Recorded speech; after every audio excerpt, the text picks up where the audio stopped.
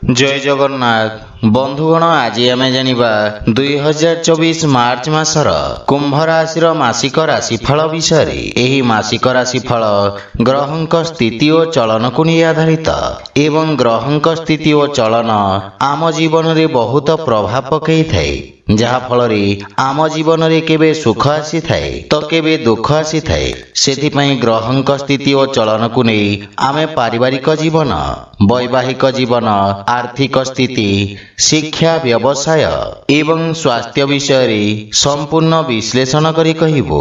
सेथिपई video को शेष पर्यंत देखंतु और जो माने आम चैनल को नुआ करी आछंती तले थिवा लाल रंगर सब्सक्राइब बटन को दबाई आम चैनल को सब्सक्राइब करंतु और पाखरे थिवा घंटी बटन को दबाई ऑल रे सिलेक्ट करंतु, काहेकि ना आमे अपलोड करिथिबा प्रत्येक वीडियो रो नोटिफिकेशन आपण सर्वप्रथमे पाई परिबे। बंधुगण कुंभ राशि रो व्यक्तिंक पई 2024 मार्च मासटी सामान्य रूप रे फलदायक सिद्ध हेब। विदेश यात्रार प्रबल जोग उत्पन्न हेब। क्यारियर तथा कार्यक्षेत्र दृष्टि मासर प्रारंभ रे दशम भावर स्वामी मंगल द्वादश भाव रे उच्च राशिगत होई विराजित रहिबे, जहा फल रे आपनको विदेश जीवार अवसर मिलिबा। कार्य संबंधित लंबा दूर यात्रा आपणक पई लाभदायक सिद्ध हेब एवं आपण अत्यंत व्यस्त मध्य रहिबे। कार्य क्षेत्र रे विशेष सफलता प्राप्ति हेब तथा उच्च अधिकारी और सहकर्मी समर्थन मिलिबा। वाणिज्य व्यवसाय रे जड़ित व्यक्तिंक पई मासर प्रथमार्ध समय उत्तम अनुकूल रहिबा। सप्तम भावर स्वामी सूर्य सप्तम भाव रे दृष्टि रखिबे, जहा फल रे व्यवसाय रे द्विगुणित लाभ प्राप्ति हेब। अवश्य शनिंक सहित सूर्यंक उपस्थिति किछि बाधा विघ्न मध्य उत्पन्न करिबा।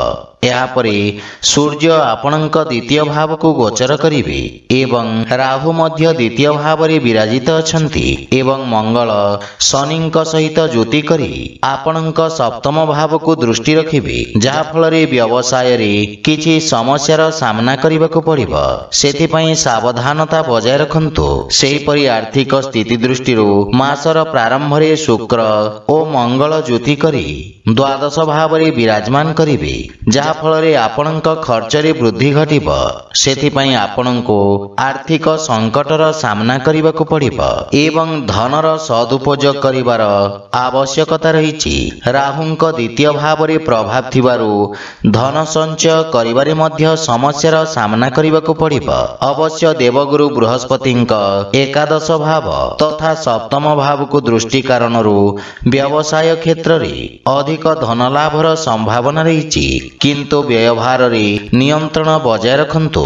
सेहिपरि प्रेम और वैवाहिक जीवन दृष्टि मासर प्रारंभ उत्तम अनुकूल रहिब। पंचम भावर स्वामी बुध आपणक प्रथम भाव रे विराजमान रहिबे, जहा फल रे आपणको प्रेम जीवन रे सफलता प्राप्ति हेब। प्रेम विवाह संबंधित सुखद समाचार मिलिब। प्रेम जीवन को नहीं आपण मजबूत अनुभव करिवे, किंतु विवाहित व्यक्ति मानक पई मासटी उच्च नीचर स्थिति रहिब। शनि सूर्य तथा मंगलंक संयुक्त प्रभाव आपणक सप्तम भाव रे थिबारु जीवन साथींक स्वास्थ्य अवस्था खराब होई पारे। परस्पर मध्य रे मनमालिन्य और मतभेदर समस्या देखा देब। अवश्य देवगुरु बृहस्पतिंक कृपारु आपण स्थिति को नियंत्रण रे रखिबारे सफल हेबे। पारिवारिक जीवन दृष्टि स्थिति मध्यम धरणर रहिब। द्वितीय भाव रे राहुंक विराजित रहिबा कारणरु आपण निज वाणी द्वारा समस्तंको प्रभावित करिवार प्रयास करिवे। चतुर्थ भावर स्वामी शुक्र द्वादश भाव रे विराजित अछंती एवं 7 तारीख को प्रथम भाव को आसीबे, जहा फल रे परिवार रे आपणक वर्चस्व वृद्धि पाइब। भाई भौणींक पक्षरु पूर्ण सहयोग प्राप्ति हेब। स्वास्थ्य दृष्टि मासर प्रारंभ सामान्य दुर्बल रहिब। मंगल और शुक्र द्वादश भाव एवं द्वितीय भाव राहुंक उपस्थिति कारणरु स्वास्थ्य अवस्था सामान्य दुर्बल रहिब। सेथिपई स्वास्थ्य अवस्थार विषय ध्यान रखंतु। आपणक पई प्रतिकार हला आपण प्रत्यह भगवान हनुमानंक पूजार्चना करी हनुमान चालीसार पाठ करंतु, शुभ फल पाइबे। तो बंधुगण यह थिला 2024 ମାର୍ଚ୍ଚ ମାସର କୁମ୍ଭ ରାଶିର ମାସିକ ରାଶିଫଳ ବିଷୟରେ। ଯଦି ଭିଡ଼ିଓଟି ଆପଣମାନଙ୍କୁ ଭଲ ଲାଗିଥାଏ ଲାଇକ୍ ସେୟାର ଓ କମେଣ୍ଟ କରି ଜଣାନ୍ତୁ ଏବଂ ଆମ ଚ୍ୟାନେଲକୁ ସବସ୍କ୍ରାଇବ୍ କରନ୍ତୁ। ଜୟ ଜଗନ୍ନାଥ।